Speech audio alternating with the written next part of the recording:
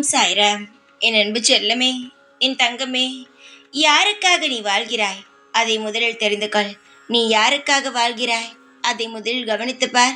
உனக்காக இருக்காது, மற்றவர்களுக்காக, உன் குடும்பத்தில் இருப்பவர்களுக்காக, சுற்றி இருப்பவர்களுக்காகத்தான்.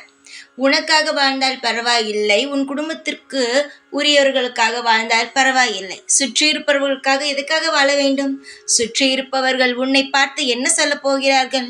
தங்கமே, உனக்கு ஒரு செயலோ இல்லை ஒரு வேலைக்கோ இல்லை உன் குடும்பத்திற்கான நல்லதோ கெட்டதோ எது செய்ய வேண்டுமாக இருந்தாலும் உன் குடும்பத்துடைய சூழ்நிலை பற்றியும் உன்னுடைய சூழ்நிலையை பற்றியும் மட்டும் யோசித்து முடிவெடுத்தால் வாழ்க்கையானது அழகாக நந்தவனம் போல நல்ல பூத்து குலுங்கும். அதை விட்டுவிட்டு ஒரு செயல் செய்வதற்கு முன்பு நம் பக்கத்து வீட்டுக்காரர்கள் எப்படி நினைப்பார்கள், நம்மை பார்ப்பவர்கள் எப்படி நினைப்பார்கள் என்று நீ முதல் நினைத்தால் உன்னால் அடுத்த கட்டம் எடுத்து வைக்கவே முடியாது.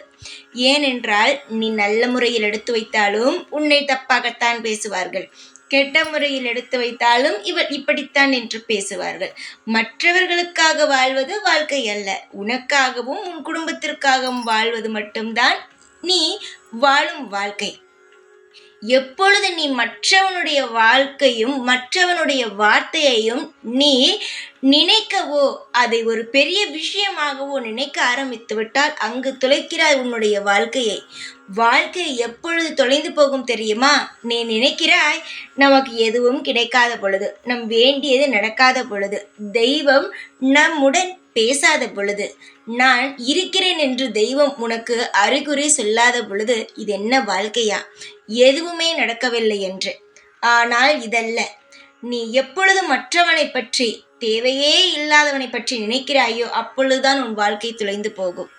உன்னுடைய நல்ல விஷயங்களையும் தெய்வத்தை நினைத்து கொண்டு தெய்வத்திற்கான பூஜையை செய்து கொண்டு உன் வாழ்க்கை முழுவதும் உனக்காகவும் உன் குடும்பத்திற்காகவும் நீ வாழ்ந்தால் நிச்சயமாக உன் வாழ்க்கை எந்த காலமும் தொலைந்து போகாது. தெய்வமானது உன்னுடன் இருக்கும். நீ எப்பொழுது மற்றவனுடைய கருத்தை உன்னுடைய வாழ்க்கைக்குள் எடுத்து வருகிறாயோ அவன் இப்படி நினைப்பான் அப்படி நினைப்பான் என்று அப்பொழுது வாழ்க்கை தொலைந்து போகும். அப்பொழுதுதான் வாழ்க்கை என்ன தெரியுமா தோன்றும்? நாம் எவ்வளவோ மற்றவர்களுக்கு செய்கிறோம், ஆனால் பேர் என்ன வருகிறது? கெட்ட பெயர் தான். இதுதான் நினைப்பு வரும். அதனால் சொல்கிறேன், ஒன்றே ஒன்று, உனக்காக வாழ்ந்து வா, மற்றவர்களுக்காக வாழாதே. உனக்கென்ன வேண்டுமோ அதை என்னிடம் கேள். இந்த சாயை நீ எப்படி நினைக்கிறாய்? ஒரு அப்பாவாக உன்னை பற்றி நான் ஒரு குழந்தையாக நினைத்து சொல்கிறேன். எதுவாயினும் முதலில் உனக்கான மரியாதையோ உனக்கான விஷயத்தையும் முதலில் யோசி. புரிகிறதா? அடுத்தவனை பற்றி யோசிக்காதே. வாழ்க்கையில் நமக்கென்ன தேவை என்பதை யோசித்து அதற்கான முயற்சிகளை எடுங்கள். நமக்கான தேவைகள் எப்பொழுது தெரியுமா நடக்கும்? நம் எப்பொழுது நமக்காக நாம் இதை செய்ய வேண்டும், யார் எப்படி நினைத்தால் என்ன, நாம் தொடர்ந்து செய்வோம். தோல்வியோ வெற்றியோ அது நாம் செய்வோம் என்று செய்யும் பொழுது தோல்வியும் வராது, வெற்றிதான் வரும். அடுத்தவன் என்ன பேசினாலும் நம் காதில் விழாது. நமக்கான நேர்பாதை அமைந்து கொண்டே இருக்கும். தைரியத்துடன் எதுவாயினும் நல்ல காரியத்தை செய். உன் மனசாட்சிக்கு விரோதம் இல்லாமல் மற்றவர்களுக்கு எந்த ஒரு கெட்டதும் முன்னால் நடக்காமல் உனக்கு எது பிடிக்குமோ அதை செய். நிச்சயமாக உனக்கான அனைத்து விஷயமும் நல்லதாகவே நடக்கும். உனக்காக எப்பொழுதும் நான் இருப்பேன். ஓம் சாய்ராம்.